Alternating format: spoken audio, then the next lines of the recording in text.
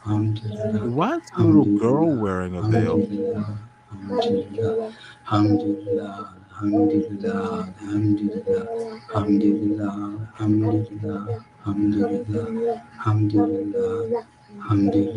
whole video, dude? Oh, here we go. Let's get through this. I like that Persian carpet, the Persian rug.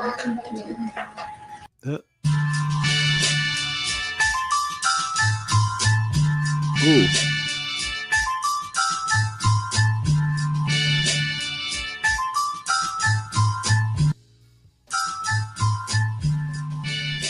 Supposedly to help minorities get into the construction trades. And we have our hassles here, you know, as everyone knows about our plan. But I we have can a ask future the fellows here hairstyle. to explain this how this program works. Right. You know, because it was founded basically out of the racial tensions of the 60s. And because a lot of men of color and other minorities were not able to get into construction trades, you see? And if we don't have any builders, then we're really in trouble. So, you know? so you're saying it's nation building. Got to put it squarely on the wall. The big 3 here. Oh, there it is. Well, if you want to know something about the Boston Plan, or what is called the Boston Area Construction Program, it was founded in 1970 for the purpose of getting minorities into the construction trades. And my basic function here is to be something like the master tutor or teacher. My job is to help develop curriculum and to teach basic math, the principles of adding, subtracting, multiplying, and division, and to teach the men in our program here how to read the ruler. Also, when I have extra time, I do a little artwork here, and I also teach minority history, the history of minorities in the construction trades, not only now, 1973, but going back as far as time begins. The history, you might say, of men becoming master builders and craftsmen. And basically, that's what my function is here. Type of class activities to get the trainees involved and actually what they're doing and give them a strong feeling of what they're going to be up against when they go out into the industry. How do you feel about that? I like it. I think it's needed. Millie, what do you think? Yes, I believe that is the best possibility. I think some of the problems maybe be that if we could get some films more or less to depict exactly Hey, what's up, the Lou? situation How you doing? Some of the involvement of other people when they've been involved in the construction trades. Well, that's a very good idea. You know, the Man Safety Council has some very good films along that line. One film is When You Hear the Sound of the Bell. I think that's the name of it. I would never part my hair in the reviewing middle. that film, and it's pretty good. It points out the very safety measures that one has to have when one goes on the job.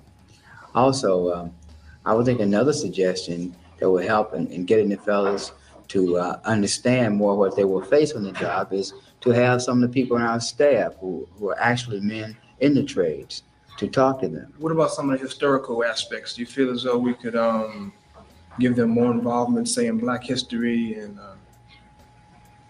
from the beginning? What do you think about that? Well, I think it's needed because the history of minorities in the construction trades, or the history of minorities as builders in world history as well as in United States history, is very important.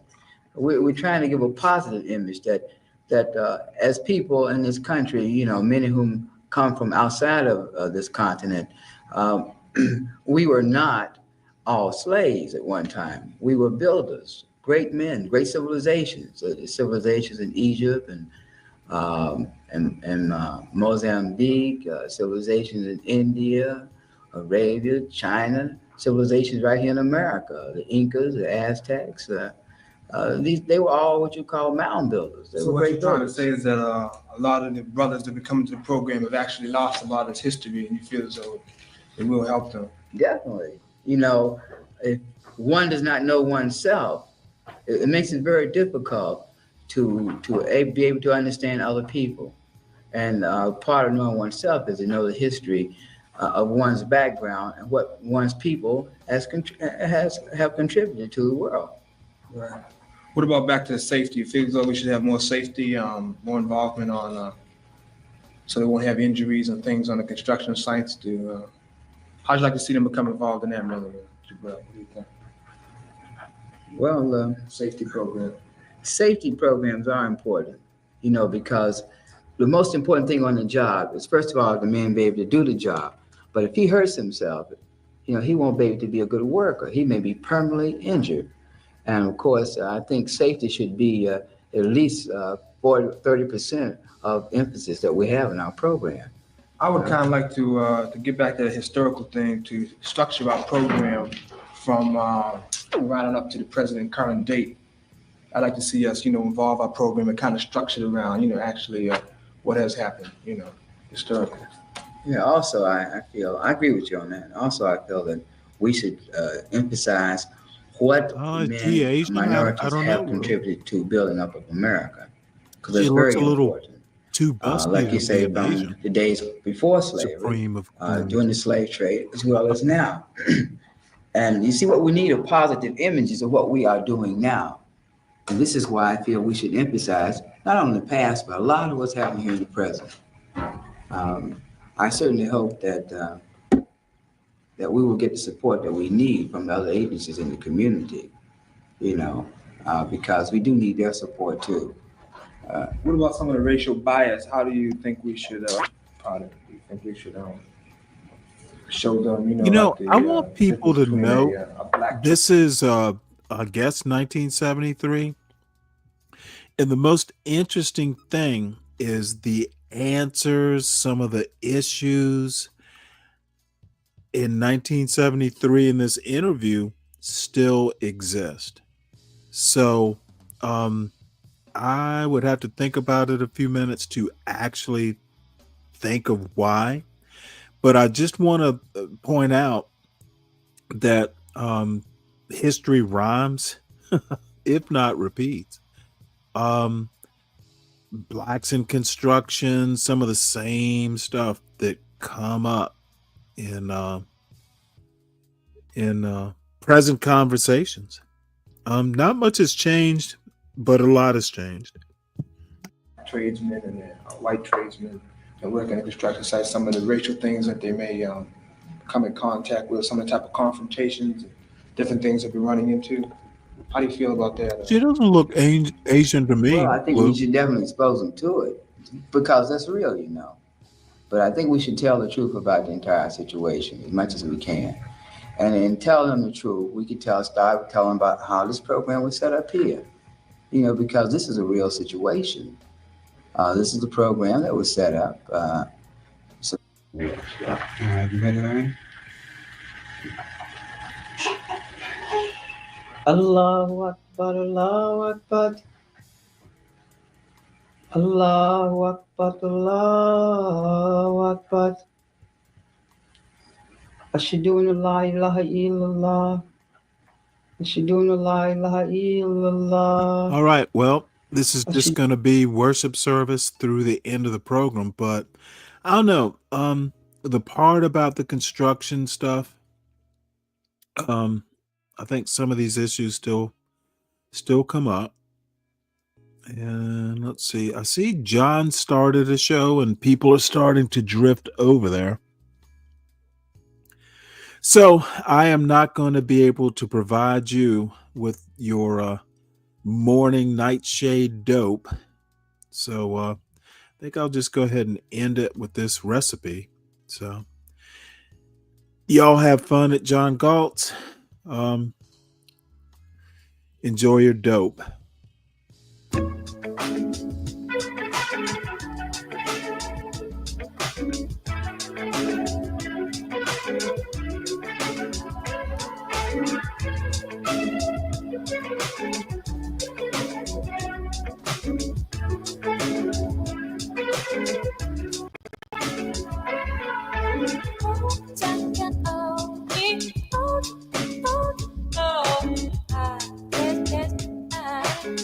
Think about this music. Damn it.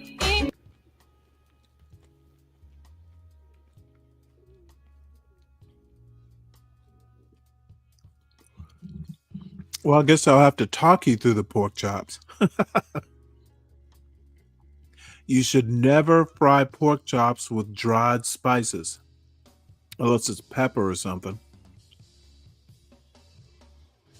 Those little, I think it's sage or something. That stuff will burn if you're not careful.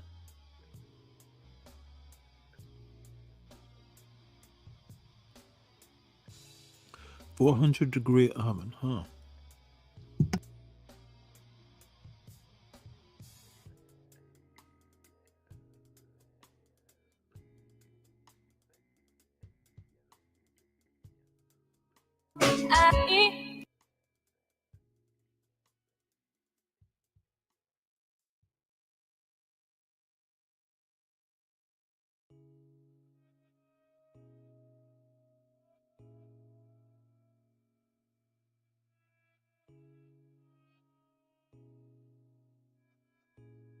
What I'd like to know is if they used fresh lemon.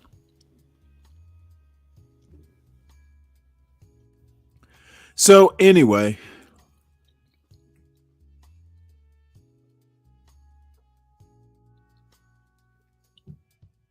let's see if there's anything else interesting out there.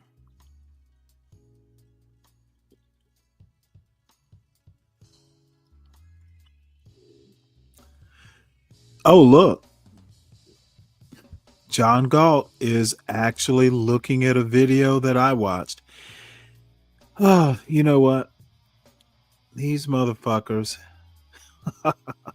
I go and find shit, and John Galt gets to come back and do a whole show. Let's see what he has to say about what I just watched.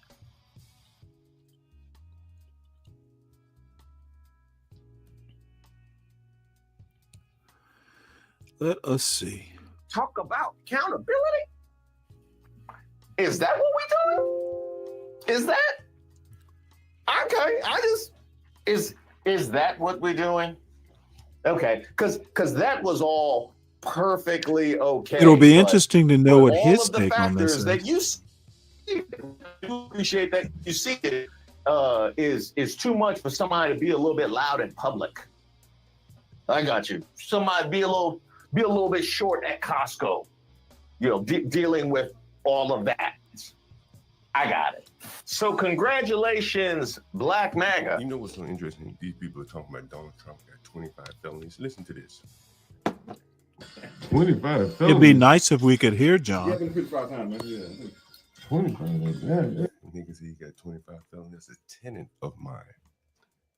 If the blacks don't like Donald Trump having 34 felonies, how do they feel about random ass blacks just walking around in the midst amongst them? 25 felonies. Explain that away. If Donald Trump felonies are so bad, what about your brethren? They got 25 in the motherfuckers. 25 felonies? 25. He bragging about it. Yeah, I've been in prison 5 times, man. Yeah. I've been in prison 5 times. Yeah. 25. Yeah. I've been in prison 5 times. I ain't making it up. I ain't making that shit up, nigga. I've been in prison 5 times, nigga. 25 times. Oh, this is so sad. John, we can't hear you. Ladies and gentlemen, when people like this in our... Did he bother anybody? Did Donald Trump commit any felonies against somebody? Did he harm him? Oh, my Lord.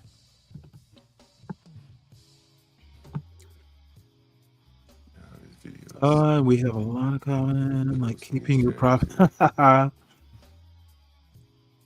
It's just amazing how they can compare Donald. Is that right? 34 felonies. And you hear this black man here, he committed 25 against people. Yeah. 25 felonies. 25 felonies. Yeah, I've been in prison 5 times, man. Yeah. 5 times. Oh, blacks, if you got a problem with felonies, you got to start. America refuses to learn. Listen to this. No. And this nigga What is on really earth is this saying. idiot doing? Yeah, Be I was brave I was is just listening to Stanley, and I was like, who the hell is this nigga talking right here? This nigga talking well. insane. Anybody think Experienced John? and degree If of anybody not can hear me success. or someone Off the go over street, there, tell John Americans turn that up hold the volume from itself. Yeah, then it's scrolling down. Black Americans are done trying to force white America to grow up. Grow up. Niggas, a whole bunch of men children out here. My volume is jumping. This motherfucker. I don't know what the deal is here with my volume. How's my volume now? How's the volume, guys? You can't hear me? What? You can't hear me. Volume is janky. What about my volume? Is my volume good right now? My volume should be pretty good. Yeah, I can hear feedback. My volume sucks? What? Oh, man. Volume's good. Volume. Let me know how the volume sounds here. Yeah, I'll wait for you guys. Let me know how the volume sounds here. Wow, this volume just fine. And for too long, we've been the only ones trying to save this country from itself. But if does he really believe that blacks have been trying to save this country? You know, yesterday I was on a panel, Sharon Bracey, and Sharon Bracey said, Well, that's true. And I asked him about cleaning up. Luther, on this panel, this is what's he said amazing. something to the So effect of, is like, Be Brave why should I off clean up today? my So neighborhood? John has to do I what don't Be own that Brave shit. does. Listen, This is kind of sad. here's the guy from Sharon Bracey's panel.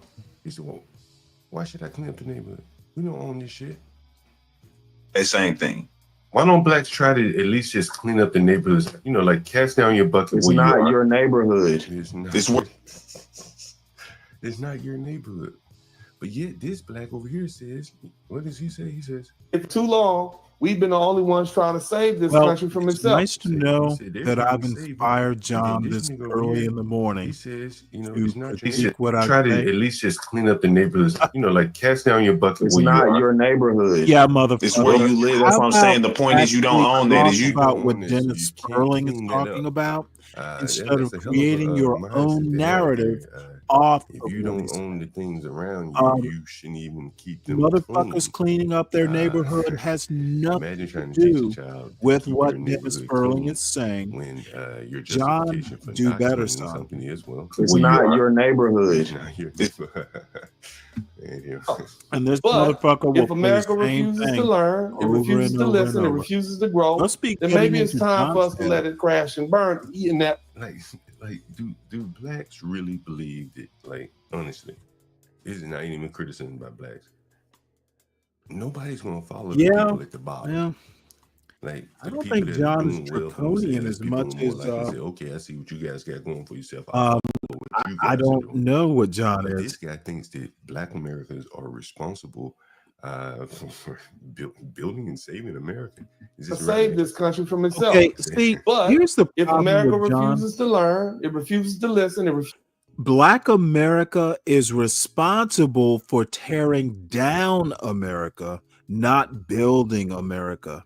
You cannot be positive about Black people. You must be negative. So the argument that Black slaves built the White House, well, they didn't design the White House. They just laid the foundation and built the bricks. So when you say blacks built the White House, well, they didn't design it, therefore they didn't build it. Motherfucker, that is the lamest anti-black, black, racist bullshit that you can spew. Be brave whites are not the problem in America or any sort of existential threat to Black people in America, the foundational or legacy Black Americans. The anti-Black blacks are. It's internal rot that's the problem. So let's listen to some more internal self-hatred and rot. All you immigrants out here, you're not like us because we have a special place with white people. They're not like us. White people will listen to us when we come to them and complain, no one else will listen to us. White people don't care about you. They only care about what we think. Us black people. Not you immigrants, not you Africans, not you Venezuelans. He's saying that The white fuck people does don't any of care this about have to do blacks. with And this is Venezuelans? where I think a lot of Let's this black build a value, false narrative. they attach a lot of value into being able to be heard by whites. And he's going to explain it right here. You talk. White America does not listen to immigrants. White America does not listen to indigenous voices. White America does not listen to Latinos, Asians, or Arabs when they speak about injustice. White America does not care. These people tricked y'all into voting for Donald Trump. They turned right around and said, we about to take over Palestine and turn it into a resort in the Mediterranean. All these Venezuelans said, yeah, we're going to vote for Donald Trump. The Cubans went, and we said, okay, once he signed the sworn, we're going to send y'all right back. They don't care about oppressing you. You have no voice. As far as America is concerned, you're not even on the map. It's a black and white thing. You are nothing as far as the social status is concerned. You're just filling a place. You're just there to cut their lawns and watch their kids. It's hard to hear. Well, I'm gonna be honest with you, and I'll cut this short because it's not funny. I thought it was gonna be funny. Look, this point about Black America is done saving the U.S. To a certain extent, if you really want to be rhetorical or spin a sophistry web, that sort of thing might be true. I propose a different path. Stop giving a fuck what white America thinks. We black people, this is truly the quote black community's problem. The problem that Stanley doesn't realize. Yeah, see, this motherfucker cuts me off right in the middle of it. They can form their own little neighborhoods and stuff like that. And maybe they don't have to. John Galt is afraid of what I'll say. Who mainly have to work for white people. You better think about what white people think. You better keep it in the front of your mind if you want to continue working. You better make sure that you don't express things that may be in your mind, but aren't for polite company. So you do, a lot of the blacks have to think about what white people think. They're worried about what white people are thinking. They're moving to white neighborhoods. And they're worried, they're concerned that if they have a little backyard party, are they fitting in with the neighborhood? When they go to work, the black women are concerned about their hair. The black men, they're concerned about whatever they're concerned about. Assimilation issues. They don't have communities or ecosystem where they can work amongst each other. They have to be concerned with what the white people think of them because the white people have all the jobs. Stanley worked for white people. He was in a white man's military. He was in the American military, not the African military. At the top of that was probably some white, the president of the country who led the military. You have to be concerned with what white people think if you're black. And you're going to go out into the larger world and work. John Galt has the white man's mortgage. Consideration. Even though they have to turn their resume over to these people and ask for a job. One of the two comes to fit. If you're not going to be concerned about white people, then you're going to go off and do your own things. It's fine. The Koreans do it. The Arabs do it. Large neighborhoods in New York, the Jewish people do it. But if blacks are going to go out here, get all this education, and then demand that jobs hire them, then they're going to have to comport. And comporting is more or less going to require them to get in line with what the white man expects. It's just the way it is. They don't have people that are creating businesses for them. Puffy didn't create jobs. He created freak-offs. And so John has to be concerned with what the white man. We give a fuck what white people think. You cannot give a fuck and still be successful. Hey, Mike, Mike from Boston, how you doing? Stop giving a fuck what white people think. Black America, the John Galt urban landlord landscape. Stop giving a fuck what Be Brave thinks. And how can you not give a fuck when you go live in their neighborhood? How can you not give a fuck? If you take your black ass to their neighborhood, the onus is on you to assimilate. Assimilate my ass. And you blacks are constantly moving to white people neighborhoods. Look at this sniveling black man. You have to think. You have to care about white people. And then there's going to be problems. And then you're going to blame that on racism. Again, I asked the blacks yesterday, and it's a really legitimate question for the blacks out there. It's not a legitimate if question. Racism is such a big problem, and if it's solely due to the color of your skin, then would you be okay with the government funding like a reverse vitiligo? Well, folks, when I have John Galt reviewing my show point for point, I think I've gotten under his skin. A black person's skin so white or lighter. I don't know. What do you think, Lou? Should we all go over there? I'll troll him in his own chat. This motherfucker is reviewing my show. Then I'm all for the government funding research to look for a solution. There are men out here, they feel like women. The government has funded it.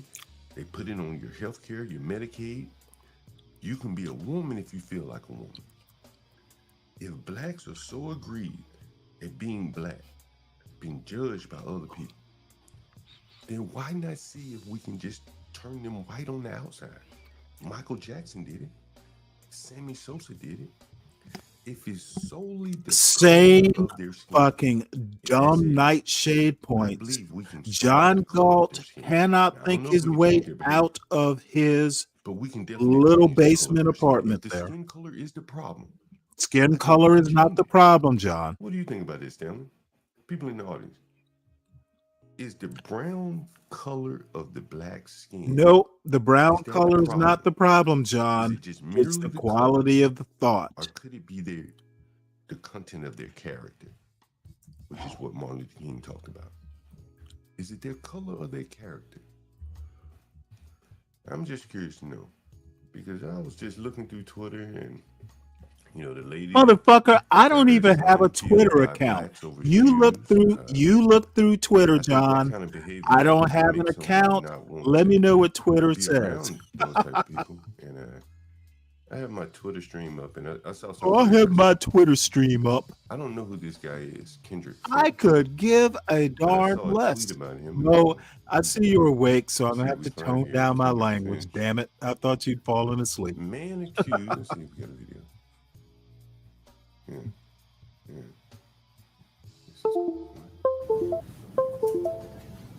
Oh, let's see. Let's see if we got a shorter video. Damn. The fuck he do? Oh. Okay, let's see what he said. And I don't know. What the fuck is John doing? Shootout on the streets of downtown Dallas unfolded back on April 5th. It was presented by the prosecution as part of a bond reduction hearing for murder suspect. Apparently, I got so under his skin that he had to fire up a stream to rebut.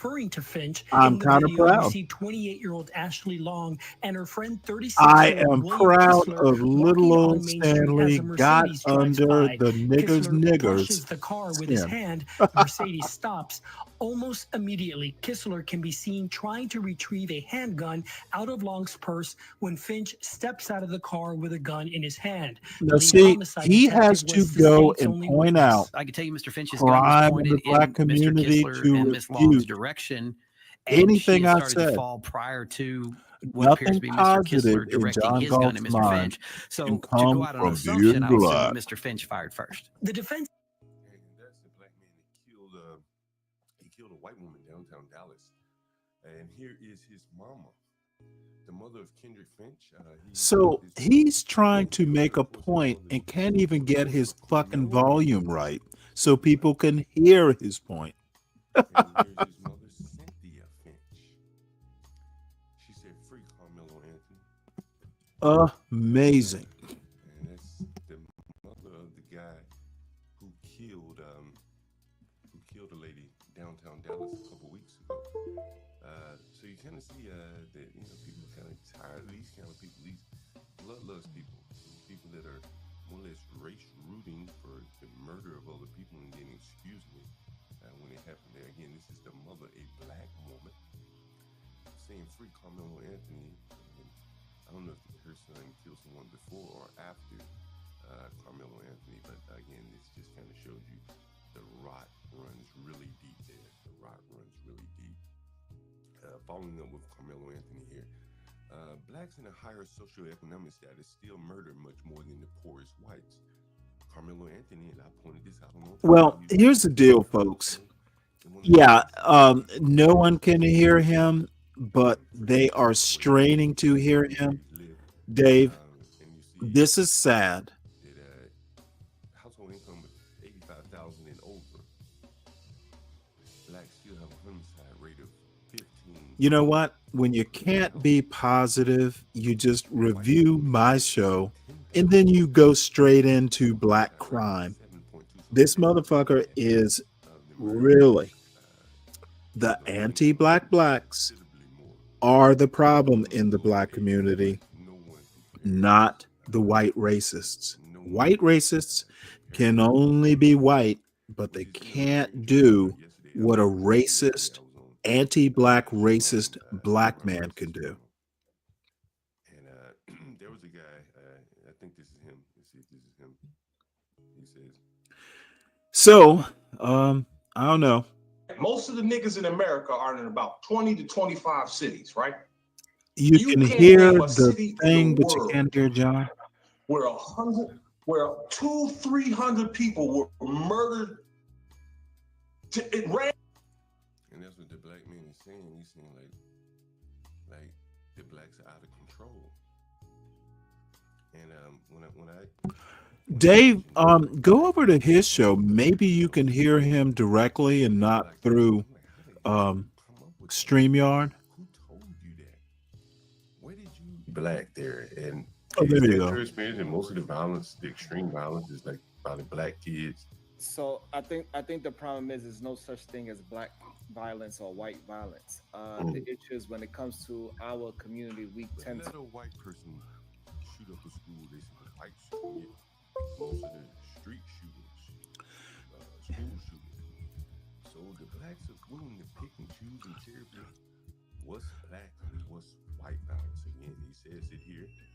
I think the problem is there's no such thing as black violence or white violence. The issue is when it comes to our community, we tend to say that it's a black thing, and people tend to be violent with their neighbors.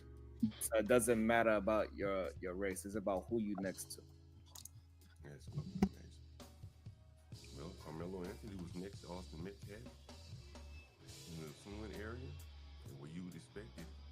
Well, I guess you would expect that he would commit murder. Now, you know what is very interesting? That I mean, these numbers, they're no other comparison to them. Even the poorest of whites don't come anywhere near the violence of, Oh, I don't know. His volume got low again. Bureau of Justice. Let's see here. I don't think the numbers would have changed much, but there's something there. And for the blacks that don't want to admit that, they have to look away from these statistics here. Again, yesterday I was up on B. Brady's panel.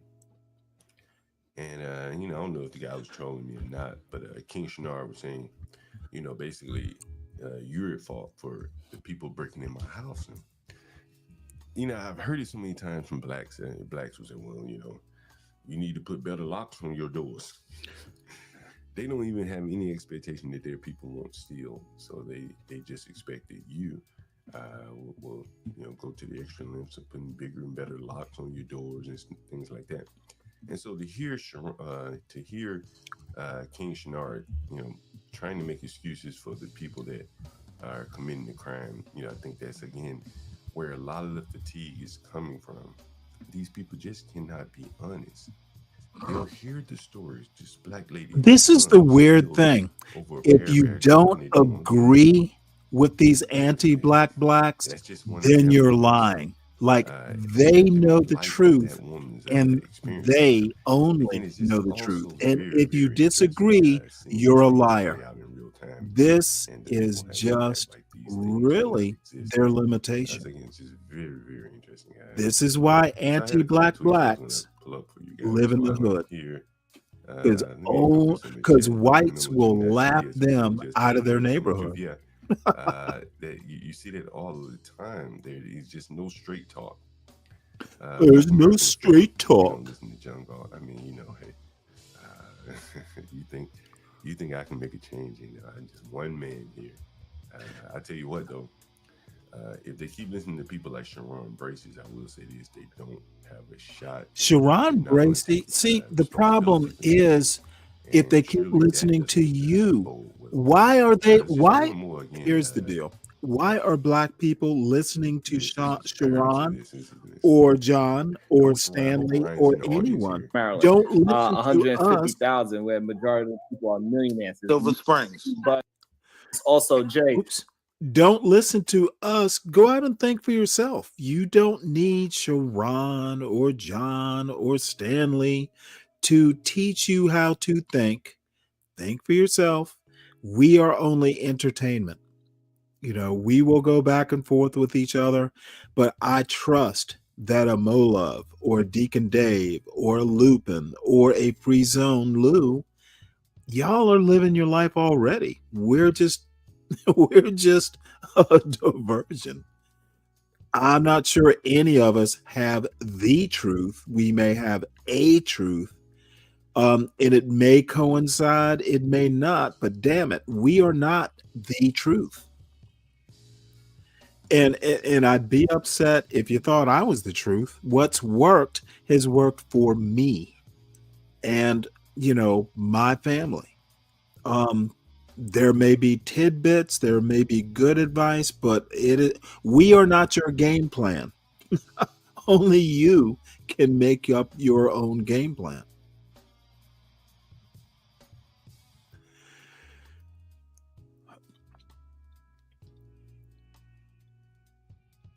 I absolutely agree with that. The minute, Lupin, you start having a command position, people will get mighty unhappy. I'm just here. Well, you know what? You need to pass out better snacks there, Free Zone. Well, Uncle Fatty, there are some truths, but there are not many of them. Pass out snacks. Meanwhile, these are the numbers on the ground that you see on the screen here. And He's talking about some hypothetical neighborhood in Baltimore. Okay, here's the deal. Okay, the statistics mean they are statistics. And Sharon's point, and I have been making this point for quite some time, we have known about black crime literally for 200 years. We have racialized crime. We know how to say it's black crime or it's black on black crime.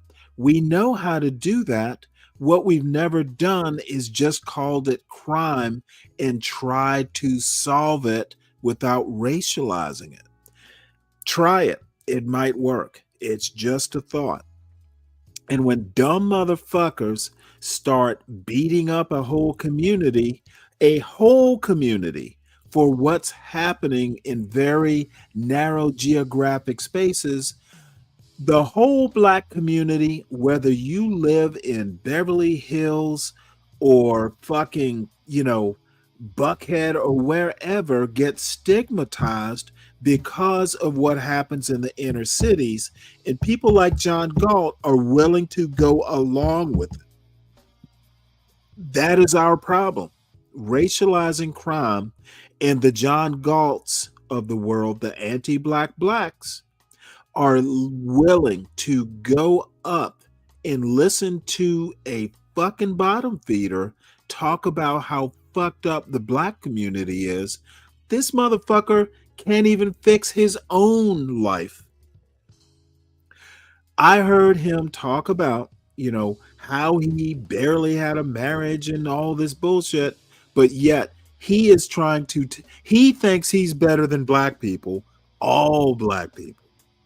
The motherfucker, I won't even, you need to go back and listen to Be Brave show from yesterday, and you will understand why I laugh when a motherfucker who has barely lived a successful life wants to tell me I have to worry about the ghetto. They're shooting up the streets. They're ruining America. And the anti-black blacks eat it up. It is perverse. What's up, Fred? What's up is I'm about to end this because I am disgusted.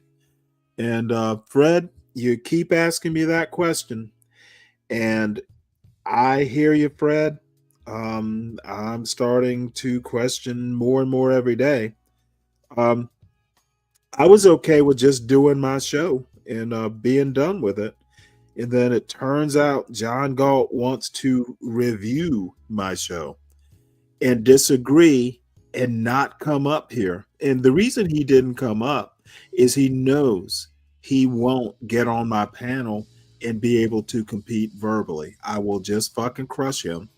So he needs to go and do his own show and, consult the points there or dispute the points there. And, you have little Miss Lindy Lou and all the usual suspects who like that anti-black bullshit, eating, glomming on to every word. And anyway, I guess I should stop being bitter about it. It is what it is. How come Red State? You know what?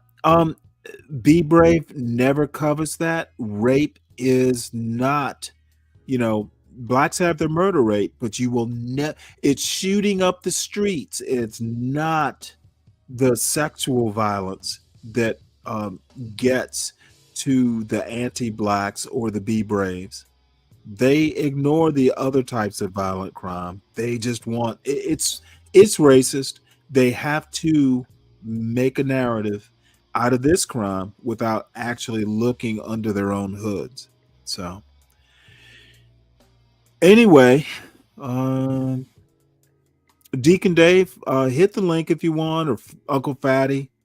We can take this in a less vitriolic direction. But I don't know. I don't have any real videos that are interesting. Other than history videos, I always have those.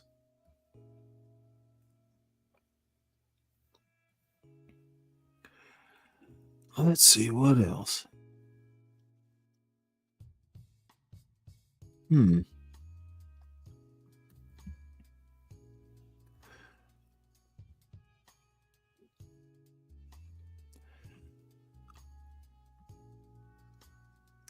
The only things I really have are boring history videos.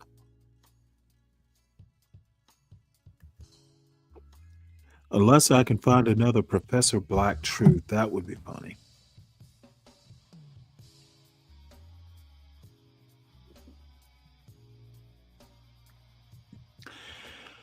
Well, Fred, it does not work when you do an actual breakdown. Data does not matter to these anti-blacks. When you try and tell them what data is, or do a breakdown of data, or as I did with SKC, talk about Roland Fryer, they just kind of shove it under the rug and forget it by the time the next debate comes up. So it's a little frustrating. What's up, Dave? Not much. I was listening to you earlier, but I'll wake up and I'll start the stream. I'll listen to the stream, and somewhere I'll just pass out and go back Yeah, to sleep. you have it with No, your I mean morning. because I'm trying to wake up, and Right. it'll be playing. Then I'll get in the shower. I'll put it on 2 times speed. Then I missed out some of the things that you were trying to point out. But I do recall one thing that you did say. You was talking about how the anti-black said that you were something to the effect that you're no longer black because you married a white woman, Oh, basically or your the credibility narrative is shot. the narrative that John Galt, and I don't really understand how John Galt literally worships whites. He criticizes black culture, but he's basically saying, and see, these guys are like eels. They squirm out every time you try and get a handle on them. They squirm out of your grip. So, and I'm not kidding when I say that. So they are criticizing black culture, but when you move away from black culture, you are no longer, there's a problem with you moving away. Apparently, what they think is you have to stay in the hood and improve the hood. You have to be like the Jews or the Asians. You have to network and you have to improve. Well, like John says, and I guess Booker T. Washington said, cast down your bucket. So you can't move away from the neighborhood. You have to stay there and redeem, refurbish, repair the neighborhood. If you move away, you're not really black. If you marry a non-black, then you're not really black because you are not focusing on making the horrible black culture better. And what this motherfucker cannot understand is that not all blacks, the culture is not monolithic. We don't all listen to rap music. We don't all do the same things. And you know what? If you've never lived in the hood, I'm not going back to the hood, a place I didn't grow up in and don't necessarily understand, to fix it. I don't know what the fuck to fix. So I just think that these anti-blacks are limited. They are the stupid ones, and they don't seem to be able to realize it. If you sit your ass in the ghetto and decide to be a landlord, more power to you, but I don't admire it. I don't give a fuck if you're a ghetto landlord. Who gives a fuck? That's you. Why is it something that should be admired? He thinks he's performing a service by giving them a place to live. Well, good for you, St. John, but no one else gives a fuck. Well, there's a couple of things that spring up in my mind after. I totally understand what you're saying, but let's say like things that you're not. No, I really do. If there is a but afterwards, then you don't understand what I'm saying. I think John is doing what John wants to do, and he's a black man, a free black man. Do what the hell you want to do, but don't think anyone else gives a fuck.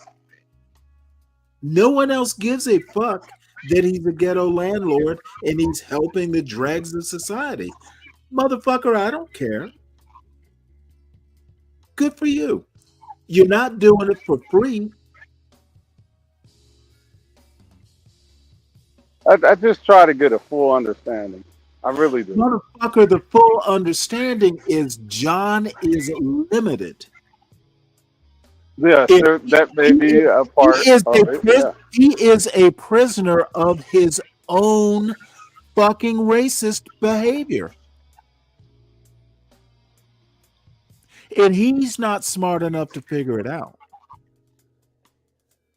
From your experiences, you're not really. You know what? No, I'm not. No, this is totally off of that. This is off of that. I don't see how you are doing any favors sitting there getting drunk and high and saying N-word all day. That's not helping people. How is, other than sheer entertainment for the Lindy Loos and the B Braves? See, this is what I mean. Motherfucker, you are being the nightshade.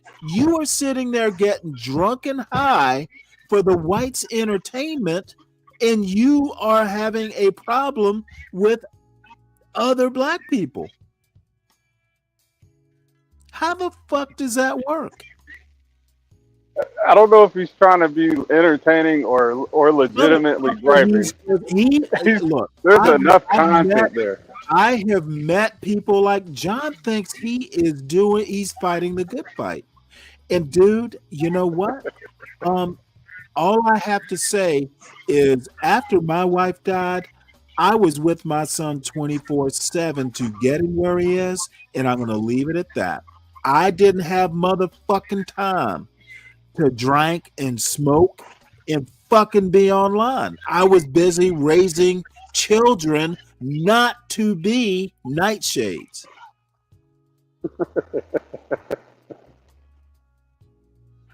I mean, so exactly.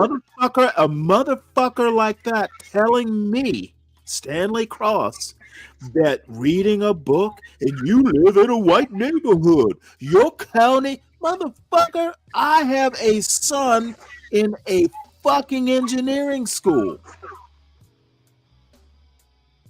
There's something to be dissected, though, Stanley. Stanley, there's something to be dissected to get a point across. You know what? If it's not readily apparent, I'm not going to waste my time dissecting it. Some things, dude, I'm not going to sit here and teach a fucking 50-year-old man what's important in life. Why would I do that? I don't think that's the issue. It's like me going into the ghetto and trying to save it. I don't give a fuck about John Galt, other than, you know, I'm on his channel and I do a show, and that might not be lasting for too much longer because this shit is untenable. I don't like stupid people. It's a unique opportunity. I do think there's work to be done. For what? To save a nightshade?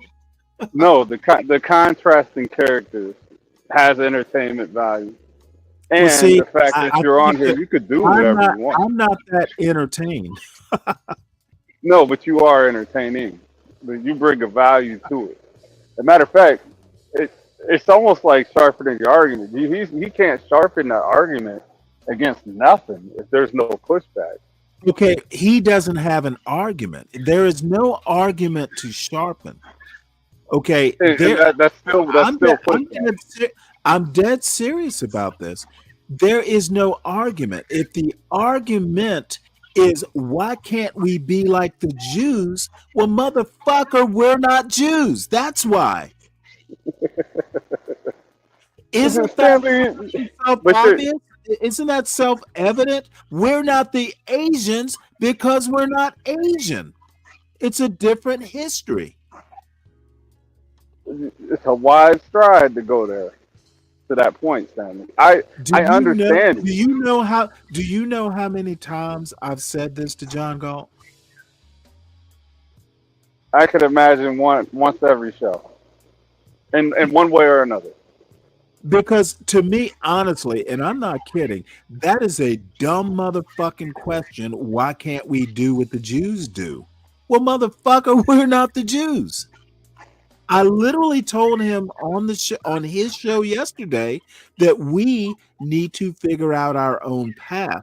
And if we can't do that, if in his mind, in your mind, and several other minds, black culture is fucked up, well, fucking stop propagating it and start over. Okay. I don't give a, you know what? I am black culture. No one else, no other black person, no other white person. I am black culture. I am my own black culture. And if you can't fucking think like that, then you are a lost boy. I am my goddamn standard. And I set high standards. My son fucking lived up to the standard and is in one of the top engineering schools in the country. Motherfucker, black culture didn't set that standard. I did. And he met it. If I was waiting on the John Galt version of black culture, my fucking son would be one of his renters. And if he's not smart enough to figure it out, that is his problem. But the thought of that motherfucker telling me that I'm not black or, you married a motherfucker, I'm a free black man. All the ancestors fought so I could do what I want to do. Not meet a standard of who I marry or where I live. Motherfucker, Frederick Douglass didn't fucking fight to be for me to listen to what John Galt says. And I should be better about just kind of letting it go, but I just don't like seeing black talent wasted. You're gonna see a lot of waste. Yeah, I mean you can't stop that.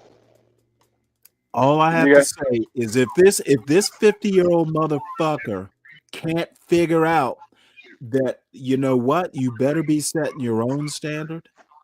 Who gives a fuck what white people think? You better be thinking about what you think, and you better be figuring out how to think. Fuck the statistics. Dude, why is it my problem that the black community has high murder stats?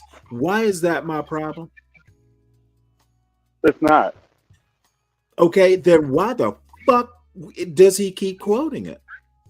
If I lived in a place with a high murder rate, it would be my problem.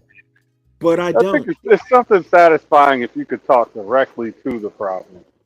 And if you see John as a problem, you're satisfied by talking to him. It's a societal problem, and the way we're approaching it, I'm more and more convinced, is racialized. It's a black problem. That's why it's not being addressed.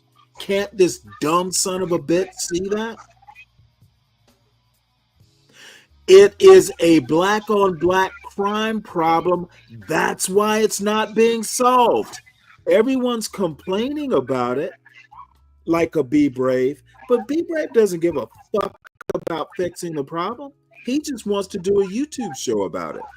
Why can't these dumb son of a bitches see that the black on black crime is literally a talking point? It's not worth solving. If we just called it crime, then we would have to put like resources into solving the problem. If it is racialized to black, it is the black people's problem. Motherfuckers, why can't y'all see that? And I mean you and the other anti-blacks. This motherfucking shit is not rocket science. But yet a John Galt wants to quote statistics without figuring out what the statistics mean at a 30,000 foot view. Motherfucker, we have known about this problem for a century, and it's a black problem. It's a black problem. Like Be Brave and John Galt and other motherfuckers, they expect black people to solve the murder problem in the hood. Well, motherfucker, the hood is in America. It's a societal problem. I'm not a goddamn cop. Making it a black problem is allowing America to ignore the problem and just go, hey, it's black, they can solve it. And obviously, black people can't solve it. Obviously, it's a bigger problem than the neighborhood people can solve because they're not crime fighters. They're just regular people. But a dumb son of a bitch, like all these motherfuckers are, Act Nation, Be Brave, John Galt, and whoever the fuck else, Hood Conservative, CT, those motherfuckers are stupid. They literally have no ability to think.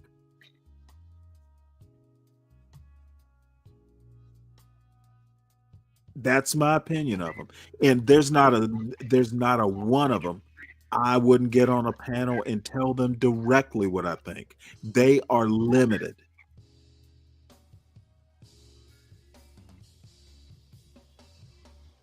So I'm done with my diatribe. Sorry. Yeah, I'm not going to argue with you about it. I just think that the ingredients that made the Stanley cake are different from the ingredients that made the John What does Galt it matter? It does not change. It doesn't change the stats. It does not. Look, the statistics are independent of the Stanley cake. Okay. Black on black crime is termed that way because the systemic racist part of the system wants to make it a black problem when it is an American problem. Racializing the crime is literally a way to not bother with it. Listen to the Be Brave going, hey, 70% of the black community. Well, motherfucker, it's not 70% of the black communities to fix the problem. We're the goddamn cops. Where are the systemic or the system resources to fix it? Dumbasses are comfortable with calling out the crime in the ghetto without realizing that the crime in the ghetto is happening in the United States of America, and racializing it is why the problem isn't being solved. It's a black problem.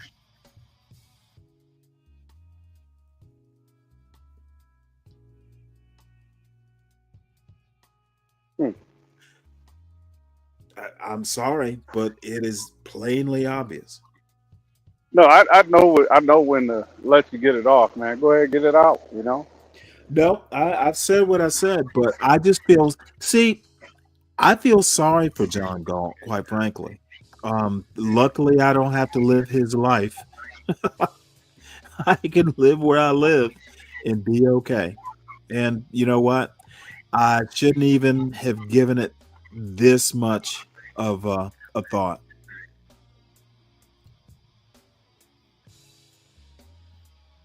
You mean if you're wearing it out, you was reviewing a video, and in the dissection, he probably didn't agree with the way he went about it.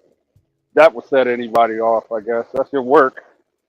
Well, the problem is he is totally See, these guys want to review stuff without me there to explain it to them. And there's a reason for that. There's a reason Be Brave will go and review a show, but when I ask to come up to explain it, well, no. You can do a monologue and I'll go ride my bike. Motherfucker, because I like crushing the stupidity. Okay, Be Brave is not smart enough to get half of my points, and frankly, neither is John Galt. Okay, he's smart, but apparently he's not that smart.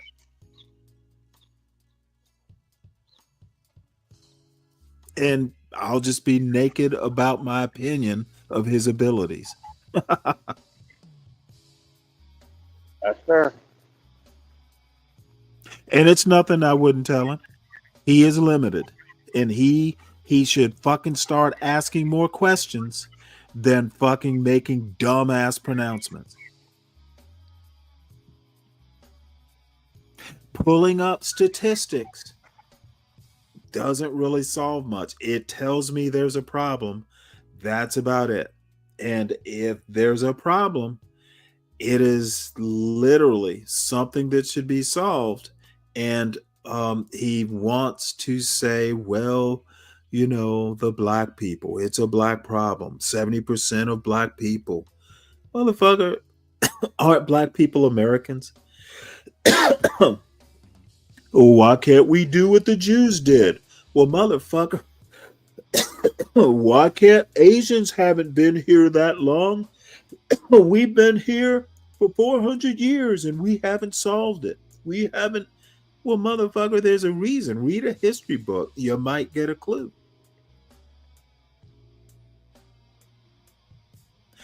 So, you know what? But then I live with my people. I live in the hood. Well, motherfucker, congratulations. You could move out if you want. You're choosing to be there. You're not stuck. And no one else is going to be impressed. I literally heard this motherfucker go on and on about the county I live in. What's 70% white? You want to live among white people. I literally live in a mixed neighborhood, and there are several cities in the county. I live in one of the cities. But no. When you tell him that, he keeps wanting to go back to the county statistics. These motherfuckers have to have their narrative. This is why when I'm on a panel with John, I don't have any mercy at fucking, you know what? Get frustrated and leave the goddamn panel if you can't compete. This is why these motherfuckers don't like being on a panel with me, because I will not let stupidity talk. I will dominate it. And if you get your feelings hurt, get the fuck on. Hey, what's a P.A.B., by the way? No, P.A.B. You know what? Somebody made a comment, and I can't remember what it is. I think the B stands for black. That's about it. I don't remember. I titled the show. As a matter of fact, I titled the show for Monday, and I kept coming up with better show titles, so it's been pushed back. So no idea what a P.A.B. is. Someone said it somewhere out there in the audience. Someone knows what a P.A.B. is. Yeah, it's just crime or just crime. Yeah, this racializing crime. And we have been doing it for 100 years or more. And it suddenly occurred to me, that's why the murder rate in the black community isn't being handled. It's because it is in the black community. Therefore, it is a black problem. And Be Brave has been saying it for months. And it just suddenly dawned on me, day or two ago.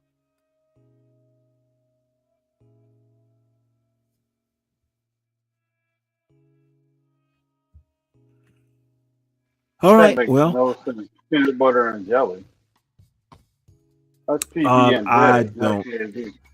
I have no clue. Brian Nichols is sometimes a sphinx. You know, it's like what he says is a riddle.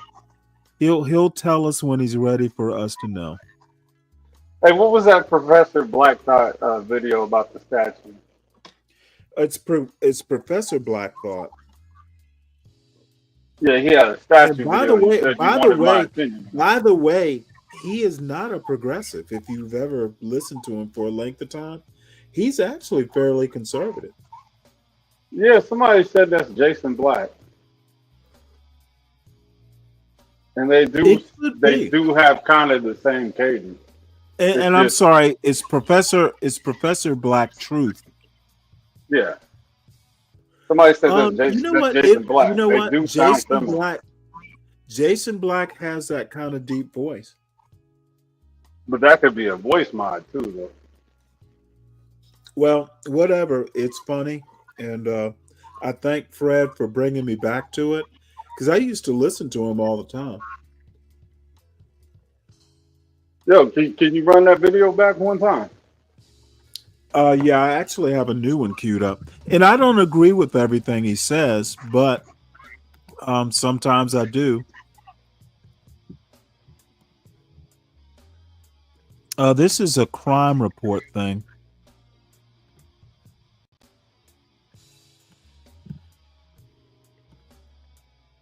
Oh, hold on.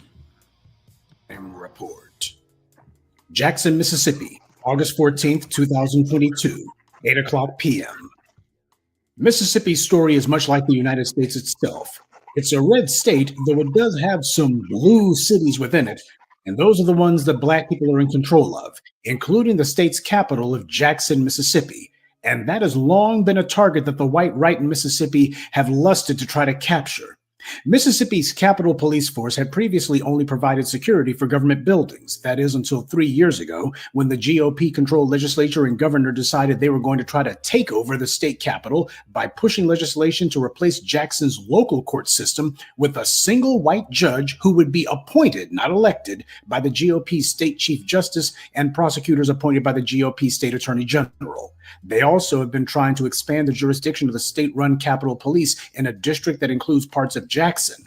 They've even had the most lawless court in America, the notoriously racist Fifth Circuit Court of Appeals, rubber stamp their blatantly illegal takeover of Jackson's local airport on the grounds that because the airport serves a regional area, it should be under state control.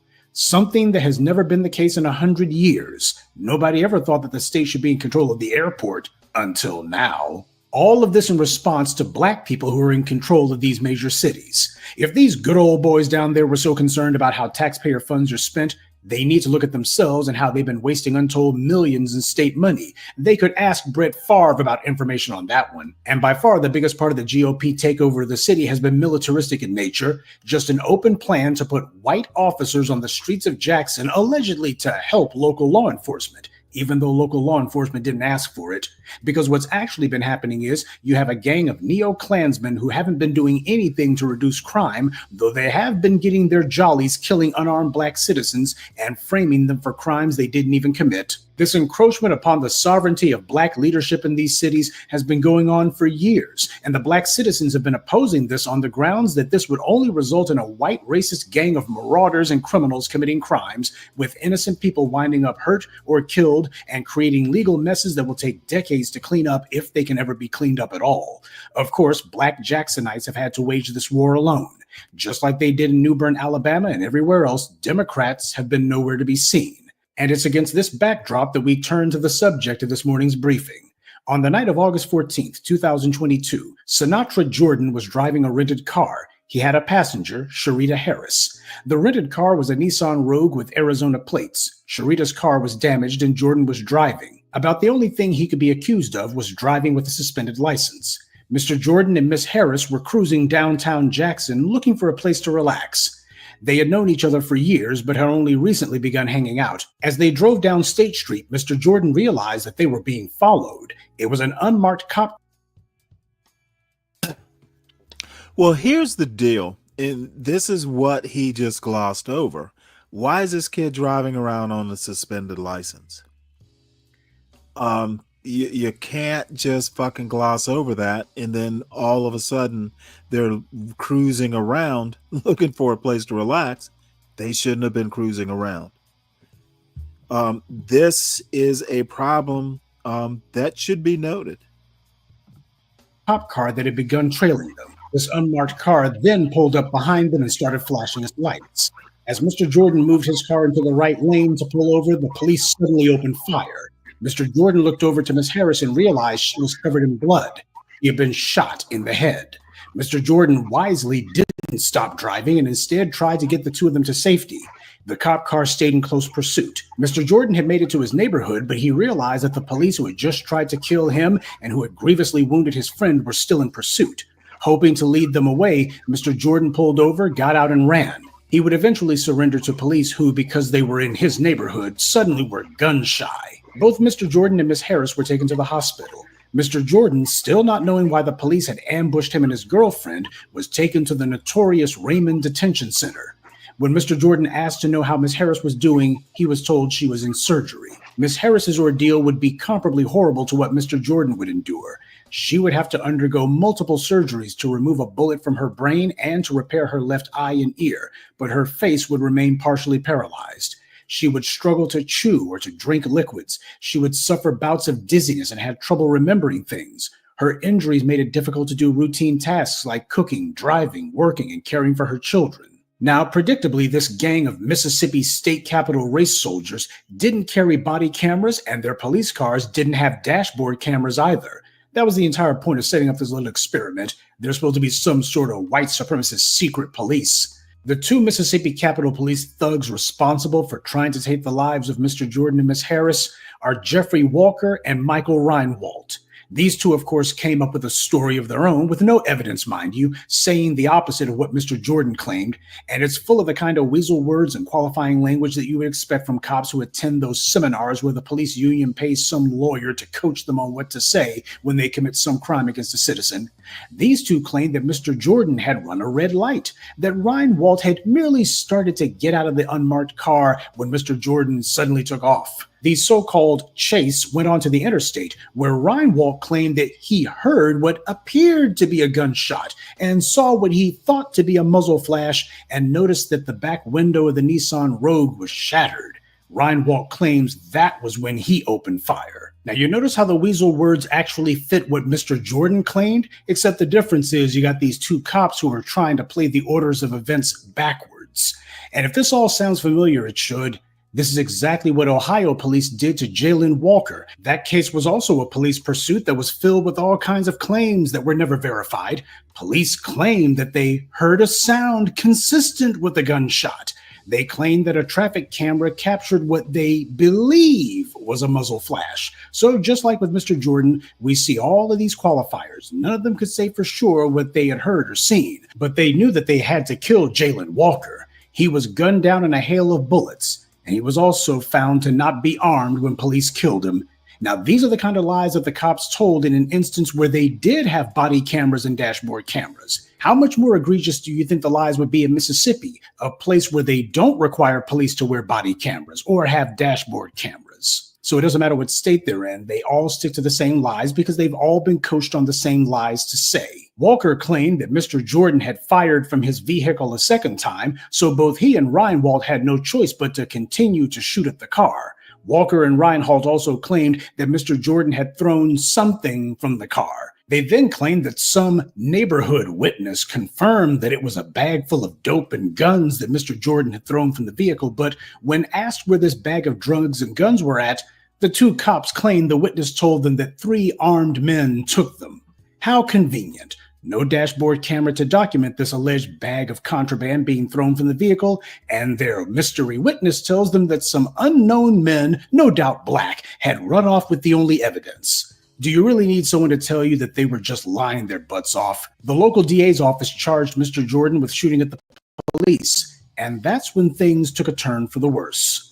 The Mississippi Bureau of Investigations handles the cover-up of police-involved shootings, the handling of investigations of police-involved shootings. Throughout their interrogations, Mr. Jordan remained adamant that he never had a gun. Even when state investigators tried the old, "we have a witness that saw you toss the gun from the car," and claimed that they would use DNA to tie him to the weapon, Mr. Jordan never wavered from the truth. I don't even own a gun. Man, we can do whatever we got to do, and I guarantee you, when all this over with, y'all gonna say, "Damn, Mr. Jordan did not have a gun on him." The closest to a gun that the Mississippi Bureau of Investigation had found was a starter pistol, which wasn't even relevant to the case. The MBI claimed that they had found bullet fragments inside Mr. Jordan's car, but they were never able to link it to any alleged weapon that he had. And apparently, they didn't even bother to ask if the bullet fragments had come from the bullets fired by the police.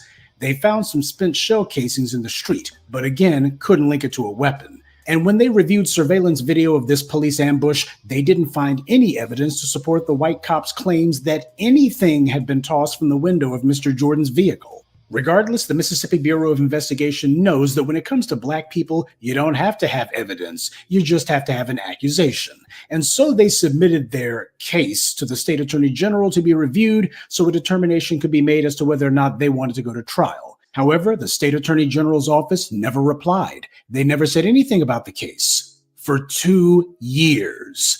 This was 2 years after the start of the pandemic, so they tried to blame that for their delay, though they didn't use that excuse to justify Mr. Jordan's incarceration until after news of his case came to light.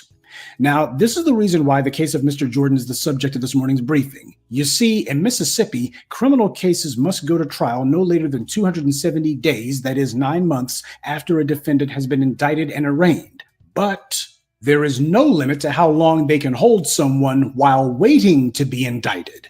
The talking point that those reprobates like to use is that the Constitution gives you the right to a speedy trial, but not to a speedy indictment. One nonprofit reported that over 700 defendants were held in Mississippi jails for more than a year. Mr. Jordan was kept in legal limbo for over 2 years. He was never actually indicted. His lawyer had asked the court for copies of the evidence against him and a speedy trial, but no evidence was ever given. So he was being held without a trial date, or it looks like even a formal indictment. The prison he was being held at is notorious for its horrifying conditions, full of assaults, deaths, being freezing in winter, scorching in summer, the roof leaks, toilets don't work, and inmates have to sleep on the floor like Mr. Jordan did. In December of 2023, Sharita Harris filed a civil suit against the Mississippi Department of Public Safety, the Capitol Police, as well as both Walker and Reinwald. The corrupt state attorney general of Mississippi, however, a woman named Lynn Fitch, is representing these two murderous scumbags in that civil suit. Believe it or not, that's what they're doing with the people of Mississippi's tax dollars. Last August, the Mississippi Attorney General's office, after over 2.5 years of doing absolutely nothing on this case, suddenly requested a grand jury to hear the case. They tried to claim that the Mississippi Bureau of Investigation had sent them an incomplete case file and that was the reason for the long delay. On December 26th, Ryan, Walt, and Walker were each indicted by a grand jury on 2 counts of aggravated assault, one for shooting Harris, one for shooting at Jordan. They both pleaded not guilty.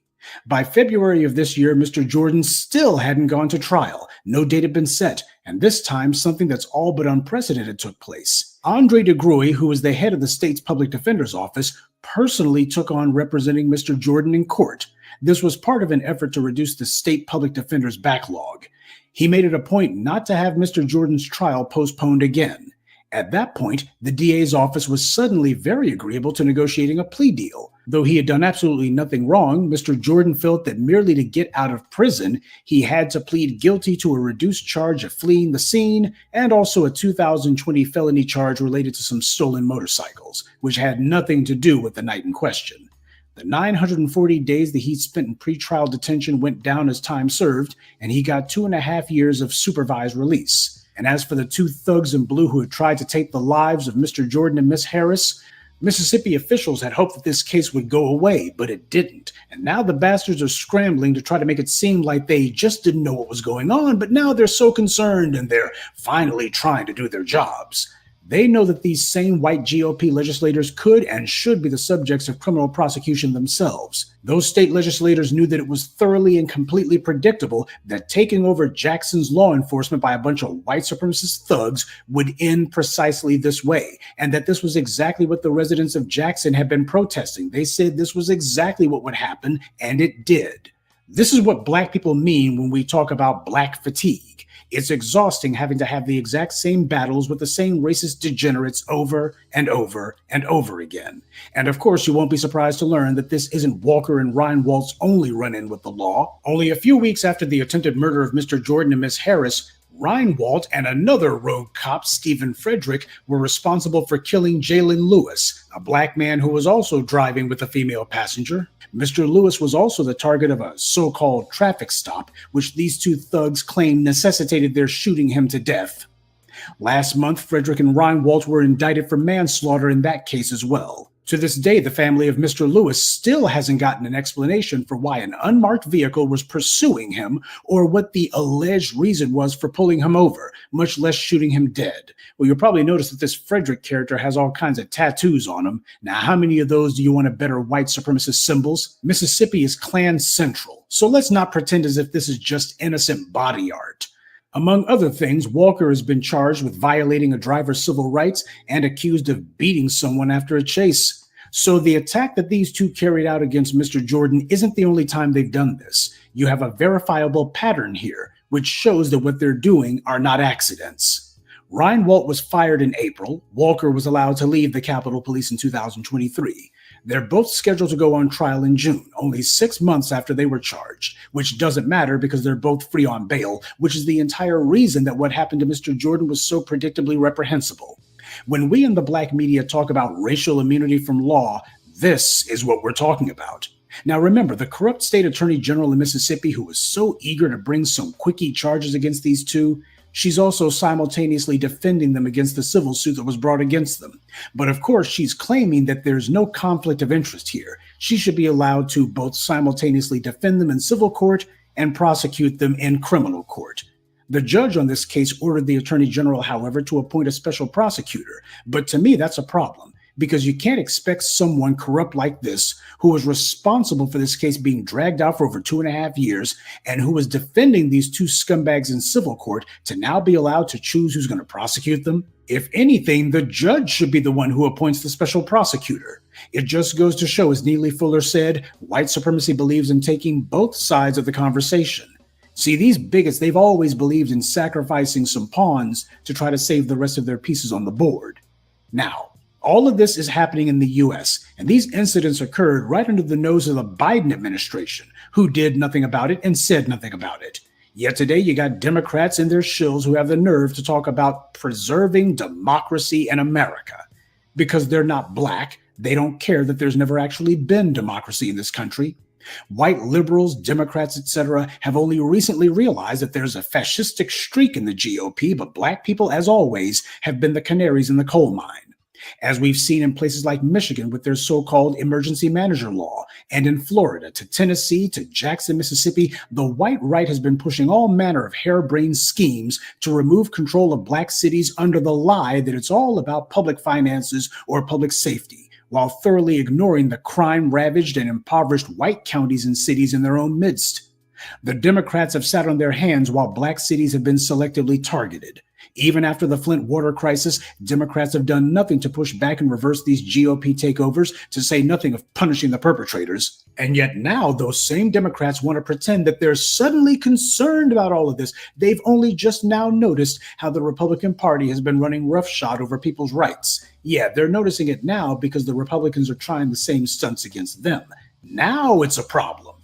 The attempted murder of Sharita Harris and the murder of Jalen Lewis was not some unintended consequence of this GOP takeover of Jackson.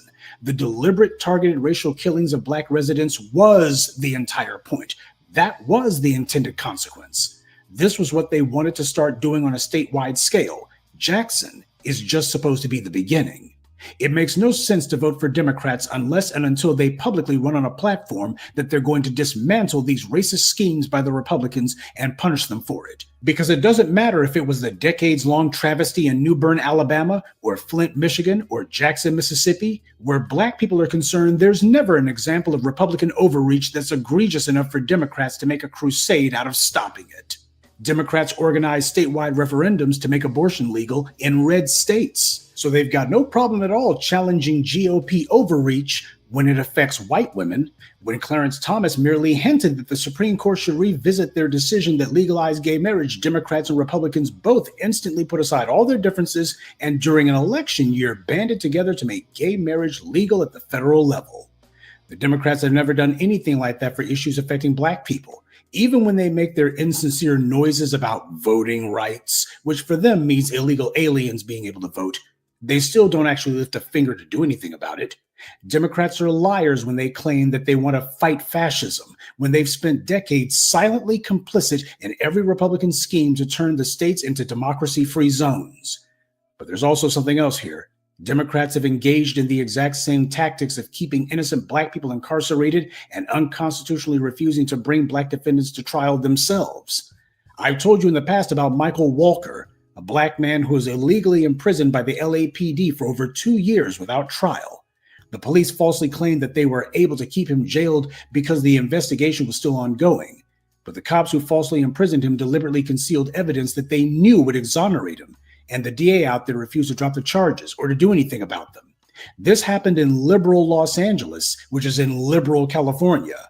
And across the country in liberal New York, the exact same thing was happening there too. You've had numerous cases of black defendants being held at Rikers Island without trial. Many of them held in isolation, which is just a form of psychological torture. This is what's been going on in Democrat strongholds for decades. The case of Michael Walker goes back 20 years. So we see that when it comes to anti-black racism, it's a bipartisan issue.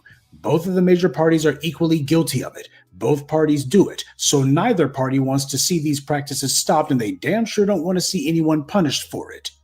This is why we need a specific anti-black hate crime law, and it has to be one that has provisions to punish the police for the crimes they commit against us, concealing evidence, locking people up without charge or trial. And this is not something that we should try to nicely and politely ask the Democrats to do. They've been part of the problem. This is going to be about grabbing them by the scruff of the neck and forcing them to do it, and ignoring all of their shills and plants who say, well, if the Democrats aren't in office, the Republicans will be even worse. That's the game the Democrats like to play. They like to let the Republicans put all of these anti-black measures on the books, and then the Democrats say, you better vote for us, or else. Or else what? Are you going to do anything about it? No, we're not going to do anything about it, but if you don't want things to get even worse, you better vote for us. Well, if there's one thing that we should take away from the case of Mr. Jordan, it's that justice delayed is justice denied. And in either case, injustice should never be forgiven. And that's this week's Friday Crime Report. Keep your eyes open and stay on alert, because there's a lot worse criminals out there than the ones the white corporate media chooses to show you. I actually think that he's McGruff the crime dog. That's what he sounds like. I like the style, man. But I don't think that... You've never heard him before? Yeah, I've heard him. Hold on one second. Oh, okay. What are you about to disagree with?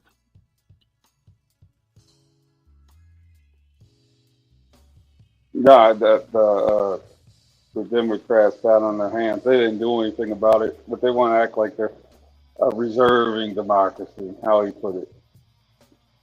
Yeah, well, he's pretty much a pox on both their houses. The problem is this sort of stuff, and I haven't gone and fact checked the dude. However, you'd never hear Be Brave talk about the egregious shit that stuff like this. It's not the actual people working for the government doing stuff that they shouldn't do that's bringing down the country. It's the blacks. And I've done my Monday. Actually, I didn't intend on doing a show this morning. I was, Monday through Thursday is what I was going to do, but I had an extra show title. But this is the stuff that I don't hear the John Galts and the other anti-blacks. They never talk about this shit. There's enough crime and mayhem to go around. It's not just all black people. And these folks... There was a lot to take away from that video. Oh, there was a shitload. Yeah, they could have picked up and moved too. I mean, but it didn't even for me. I don't care because I'm not there.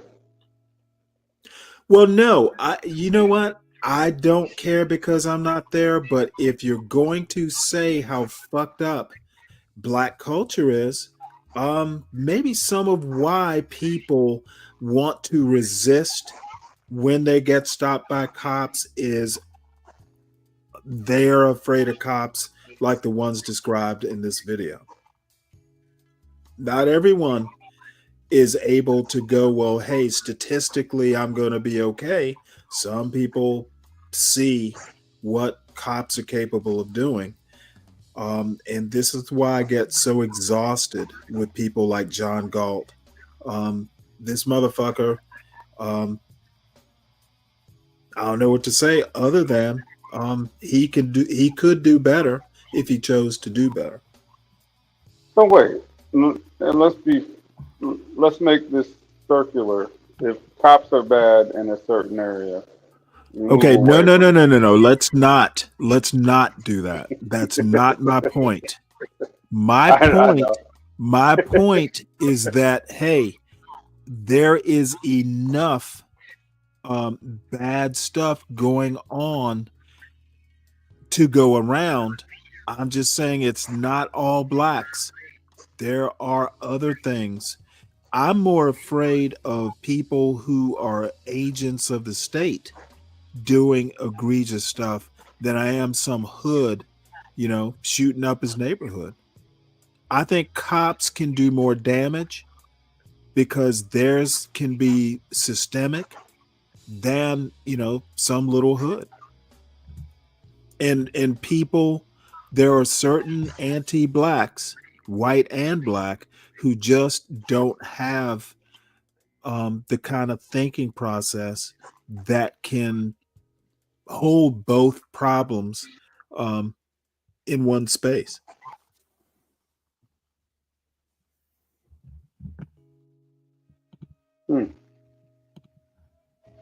And so we go. It's just, it don't be reviewing my show because there's shit here you obviously don't understand, or if you do understand it and you're twisting it, then it's intentional. And John, again, I tend to hold the audience more accountable than I actually hold the performer. Yeah, I don't know if that's a fair way to look at it or the fair way to be. Hey, Look at the audience. People are since show up. Since when is life fair? No, it's not fair, but it's just like your approach to it. Why they're not the ones saying these things. They're just the ones consuming them. They hold no burden of responsibility for what's said. Well, let me put it to you this way. When John Galt does his coon act, if no one's there, he'll figure out that it's what he's doing is not popular. His coon show gets a lot of audience, gets a lot in the chat. Therefore, he is encouraged to continue doing it. It's the audience. Passive that they may be, they do play a role. Very a smaller role. I get it because they're familiar names. You see these people come in and out of your chat as well. Probably even me as well. Oh, I do. But when they get bored, so what you're saying is that you have a higher expectation for those who are in the chat who just consume it. I'm not coming here for advice. They're coming for entertainment. If the excuse is they need entertainment, then they know where to get it. I am not always entertaining. Yeah, that's fine. I mean, I think you're entertaining enough. Well, I'm in the audience. I like your reviews, and I respect your opinion and wealth of knowledge on some of these things. Well, I appreciate it, but I don't know. I probably need to. We are at let's see, 4:11, which is good enough for Friday. Everybody go over to John's show and help him finish out the week. I may hop in the audience, but to be honest, I'm kind of tired. Oddly enough, I've been up since 12. I hopped on T's show. And almost didn't do this show. Probably what I should have done is just stayed with T and Mo Love and just gone to bed afterward. Where's your guy Gully been? Have you seen him out here anywhere? He's still doing his show. I guess stop by Tom and say, "What's up, man?" Yeah, well, mend the fences. You know what? He doesn't. It was nothing major. Wait, it was nothing heavy or major. It just might have been a difference, or maybe he just grew tired because there was at the time it was a lot going on. I haven't seen Yep. HB in these streets either, so I think HB changed jobs or something. yeah, that's probably why. So I think his schedule has changed, but he'll be around. I mean, I know he's been in the chat a couple times. Yeah, I haven't heard him. I haven't heard his What's voice. up, So. Kelvin? But be that as it may, appreciate you for letting me up. I probably don't have much. Oh, but absolutely. Hey, you are my anger. What is it? The anger translation. You remember that Key and Peele thing where yeah. Oh someone man. was this anger management or anger translator or something like that? Yeah, something like that. Hey, but if I'm glad if I have Hey, any Kel. effect, I'm glad it's there. Well, you have But, a calming effect. yeah, that was your points are valid, Stanley, and I can't argue with it. So Yeah, well, I might have to put on my big boy pants and deal with it. I keep fussing at people to deal with it, and I need to take my own advice. I do realize that. So everybody, Kelvin, John's on. I'm going to go ahead and end this. You should have come earlier. Apparently, your schedule has changed, or you're still on the beaches of San Juan or something. I've been So skipping anyway, the gym. That's the problem. I gotta get back in the gym. yeah, you should. All right, folks. If you are new to the channel, please hit the like button. And if you're not new, hit the like button as well. Please make sure you subscribe. You're still on the beaches. if you're new, I'm subscribe working towards that actually. So pray for that. We're going to the beach or Living San at the Juan. beach. Living at the beach. I grew up in Savannah, which is on the water for the most part, and I would rather live in the mountains. And my wife was the opposite. She kind of grew up with the mountains, and her I think her dream was to get a place on the beach in like North Carolina or something. And I'm like, are you crazy? Yeah, I'm thinking more like Costa Rica. I don't want to go that way. Oh. Well, I've heard good things about Costa Rica. Yeah. And your Place wife to be. speaks Spanish. How's your Spanish? Subpar. I haven't went through the immersion so far. So, plus I work 2 jobs. It's kind of hard getting education, and it's either that or actually work towards the career field that I prefer to be in. I probably I touch on it every day, but I prefer to work towards that goal of being able to be more mobile, working remote, that kind of thing. So it's a secondary priority. Right.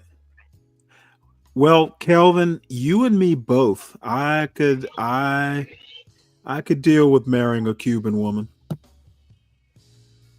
Make me a sandwich, a Cubano. And they are beautiful. I only want a Cubano. Don't ever make me another type of sandwich. There you go, Stanley. But I'll chat at you later, man. Okay. May not be back till Monday, but I may pop up this weekend. Who knows? All right, bro. Have a good weekend if I don't talk to you.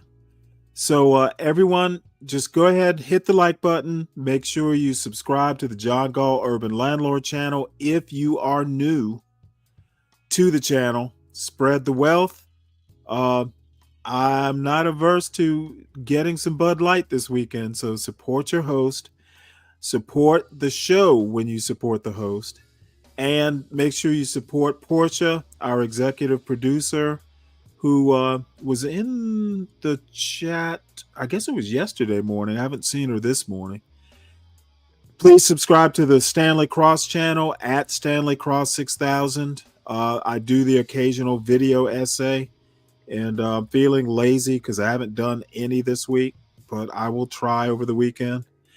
And everyone have a good weekend. I may pop up tomorrow, depending on what happens. And at a minimum, I'll see you Monday morning at around 3:45 in the morning. So y'all take it easy.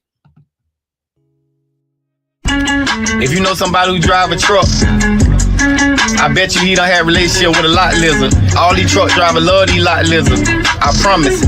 Lot lizard, come on baby, get inside the truck. Lot lizard, put your head down and ass up. Lot lizard, call me $40 just to fuck. Lot lizard, twerk, twerk, twerk, twerk. And she at the truck stop, walking with her butt out, and she got her stomach out, and she only come out when the sun out. She's a lot lizard. She's a lot lizard. He can be your boyfriend, cousin, husband, daddy, brother. It don't even matter if he driving trucks all around the country and he making money. I bet you he fuck a lot lizard. Come on, baby, get inside the truck. Lot lizard. Put your head down and ass up. Lot lizard. Call me $40 just to fuck. Lot lizard. Twerk, twerk, twerk, twerk, twerk. Twerk, twerk, twerk, twerk, twerk. Twerk, twerk, twerk, twerk, twerk. Lot lizard. Twerk, twerk.